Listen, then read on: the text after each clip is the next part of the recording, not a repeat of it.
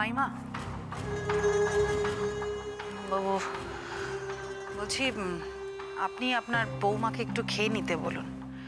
দেখুন বাড়িতে থেকে এইভাবে খাওয়া দাওয়া না করে থাকলে তো গৃহস্থ বাড়ির অকল্যাণ হয়।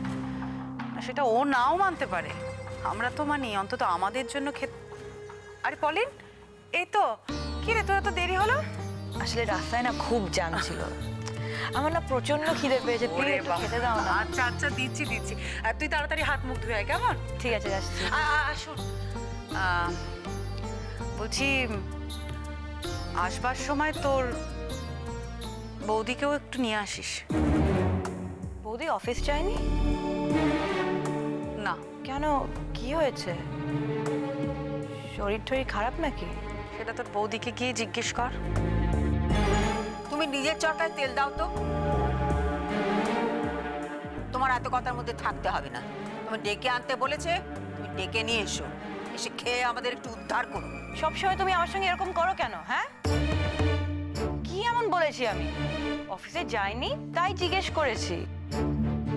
না, করবে না, জিজ্ঞেস করবে না। ওর সম্পর্কে কোনো কথা জিজ্ঞেস করবে না। ওর সম্পর্কে আমরা কেউ কোনো কথা বলতে পারবো না। তার মানে আবার কিছু হয়েছে?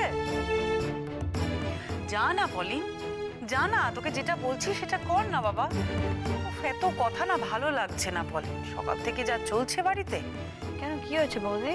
কি আর বলবো বল তোকে, তোর দাদা সকালবেলা না খেয়ে বেরিয়ে গেল।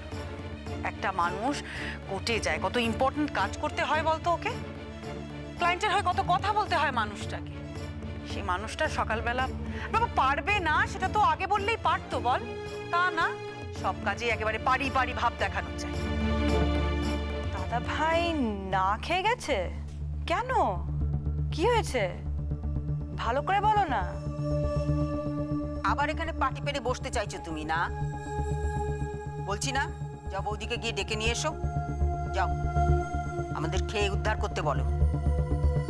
পলিন, তোর বৌদি টোস্ট বানিয়েছিল, তা সেই টোস্টে গোলমরিচের বদলে উনি জিরের গুঁড়ো মিশিয়েছেন।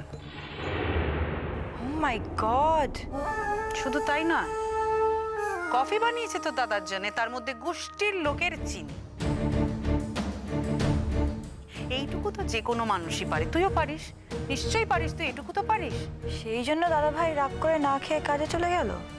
সে বেচারির আর কি দোষ পলিন? মানুষটা সকালবেলা খেতে বসেছে, তাড়াহুড়োর সময় ব্রেকফাস্ট করে বেরিয়ে যাবে,